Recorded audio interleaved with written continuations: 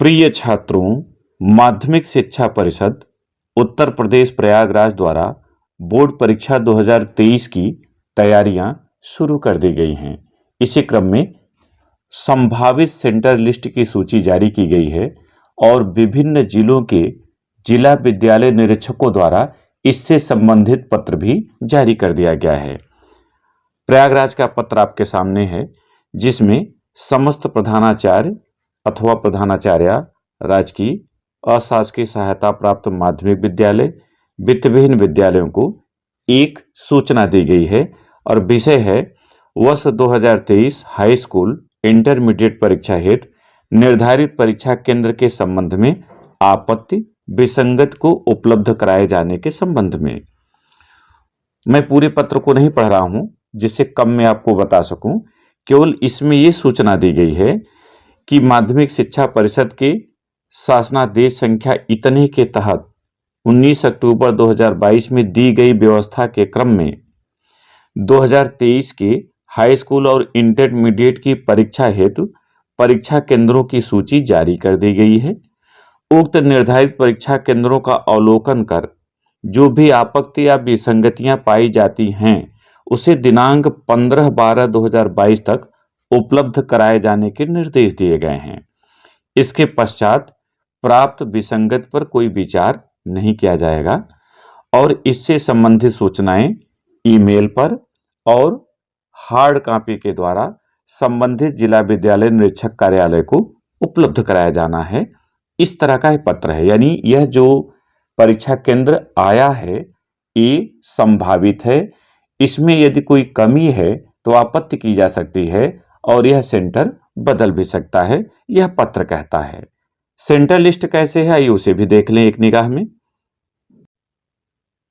यहां पर हमने प्रयागराज की संभावित सेंटर लिस्ट को खोला है, केवल आपको यह बताने के लिए कि इसी तरह से सेंटर लिस्ट दी गई है।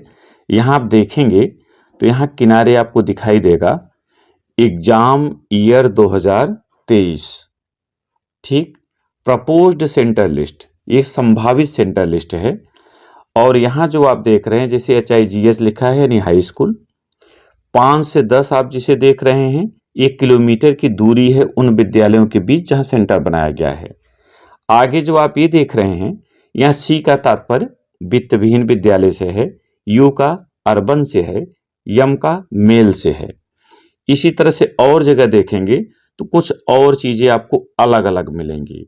तो आपको इन सब का यही समझ लेना है कि जहां पहले A लगा रहता है वो गवर्नमेंट कॉलेज है, जहां B लगा रहेगा जैसे आप यहां देख रहे हैं BUM लिखा है, तो B का तात्पर्य यहां है सहायता प्राप्त माध्यमिक विद्यालय, U से अर्बन, M से मेल। इसी तरह से आप अगर नीचे की ओर आएंगे तो कुछ और क्रम भी आपको दिखाई देंगे। जैसे यहां देखिए, यहां है CRM, यानी C से आपका हो गया वित्तविहीन विद्यालय जिसे आप प्राइवेट कहते हैं, R से रूरल हो गया, M से मेल, जहां F रहेगा वहां फीमेल होगा। इस तरह से ये विद्यालयों की कोडिंग है जिससे पता चले कि विद्यालय किस श्रेणी का है।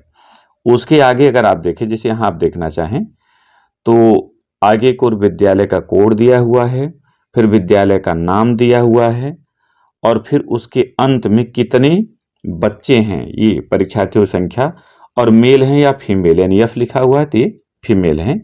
इस तरह से आपकी सूची दी हुई है। यहां जो सबसे पहले कोड लिखा हुआ है और ये विद्यालय का नाम लिखा हुआ है, यही केंद्र है। अब इसके अंतर्गत ये पूरे विद्यालय हैं जो यहाँ सेंटर में हैं।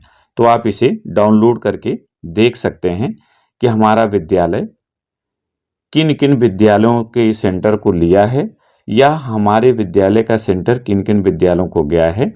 इस तरह से जिला वाइज सूची आपको नेट पर मिल जाएगी, आप इसे देख सकते हैं। अभी 15 तक आपत्तियां मांगी गई हैं, तत्पश्चात फाइनल सूची आ जाएगी।